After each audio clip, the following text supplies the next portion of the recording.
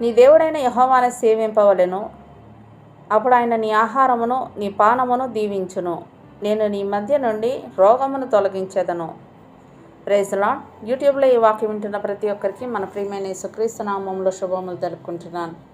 నా ప్రియ సహోదరి సహోదరులారా, ఈరోజు మనం ధ్యానించబోయే అంశము ఏ రోగము నీ దరి చేరదు. ఈ అంశం కొద్దిసేపు ధ్యానించమని దేవుడు నన్ను ప్రేరేపించారు. అయితే వాక్యం మీ దాకా చేరిందంటే దేవుడు మీరు ఈ వాక్యం వినాలని కోరుకుంటున్నాడు కనుక ఎక్కడా స్కిప్ చేయకుండా పూర్తిగా వినండి. వాక్యాన్ని లైక్ చేయండి, షేర్ చేయండి, సబ్స్క్రైబ్ చేయండి, కామెంట్ కూడా చేయండి. మీ కామెంట్స్ నేను చదువుతున్నాను, తప్పకుండా కామెంట్ చేయండి. ఇంకా వాక్యంలోకి వెళ్ళిపోదాం. నిర్గమాకాండం 23వ అధ్యాయం 25వ వచనం ఒకసారి చూసినట్లయితే, నీ దేవుడైన యెహోవానే సేవింపవలెను. అప్పుడు ఆయన నీ ఆహారమును నీ పానమును దీవించును. నేను నీ మధ్య నుండి రోగమును తొలగించెదను అంటూ పరిశుద్ధ గ్రంథంలో రాయబడి ఉండటం చూస్తున్నాం. ఏదైనా తోటలో ఆదాము హవ్వలు పాపం చేయకముందు వారికి చావు లేదు. తోటలోని అనేక రకాలైన పండ్లు తింటూ, తోటను సేద్యం చేసుకుంటూ, ప్రతిరోజు దేవునితో మాట్లాడుతూ సంతోషకరమైన జీవితం జీవించారు. వారికి మరణం లేకుండా దేవుని సన్నిధిలో జీవిస్తున్నారు కాబట్టి వారికి ఎలాంటి రోగాలు వారికి వచ్చే అవకాశం లేదు. ఎప్పుడైతే వారు దేవుని ఆజ్ఞని మీరి పండు తిని పాపం చేశారో అప్పుడు వారి జీవితంలోకి మరణంతో పాటు రోగాలు కూడా ఈ భూమి మీదకు ప్రవేశించాయి.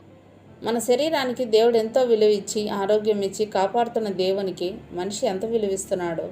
కేవలం శరీరానికి రోగం వస్తే తప్ప దేవుణ్ణి తలుచుకునే స్థితిలో మనిషి లేడు. అందుకనే మనిషికి ఎన్నో రోగాలు వస్తున్నాయి. మనిషి యొక్క ప్రతి శరీర భాగానికి ఒక డాక్టర్ ఉంటాడు. కళ్ళకి, ముక్కుకి, చెవికి, చర్మానికి, గుండెకి, మెదడుకి, ఊపిరితిత్తులకి, కిడ్నీలకి, ఎముకలకి, కాలేయానికి, నరాలకి, కండరాలకి, ఇలా ప్రతి అవయవానికి ఒక డాక్టర్ తయారవడానికి కారణం ఎవరు? మనిషే కదా. దేవునికి అవిధేయతగా ఉన్నందువల్లే దేవుని కాపుదలకు మనిషి దూరం అవుతున్నాడు. ద్వితీయోపదేశకాండం 7వ అధ్యాయం 12 నుంచి 15 వరకు చూసినట్లయితే పరిశుద్ధ గ్రంథంలో ఒక వాక్యం రాయబడి ఉంటుంది.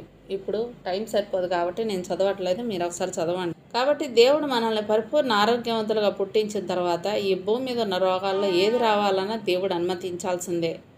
కొంతమందికి లేని జబ్బు అంటూ ఉండదు. బీపీ, షుగరు, క్యాన్సర్, కీళ్ళ నొప్పులు, ఇంకా అనేక రకాలైన జబ్బులతో బాధపడుతూ గంటకు మందులు వేసుకుంటూ ఎంతో ఇబ్బంది పడుతుంటారు. కొంతమంది అయితే మంచానికే పరిమితం అవ్వాల్సిన పరిస్థితి వస్తుంది. వారి దుస్థితికి కారణం దేవునికి వ్యతిరేకమైన జీవితం జీవిస్తూ దేవుని ఆజ్ఞలను పాటించకపోవడమే కదా.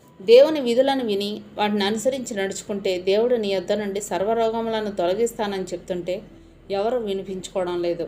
కనీసం రోగం వచ్చినప్పుడైనా దేవుని దగ్గర క్షమాపణ అడిగి చెడుతనాన్ని విడిచిపెడతారా అంటే అది కూడా చేయరు. రోగం వస్తే కుయ్యో మొర్రో అంటూ వారు సంపాదించుకున్న డబ్బు మీద ఆధారపడతారే తప్ప దేవుని మాత్రం ఆశ్రయించరు. తిని తినక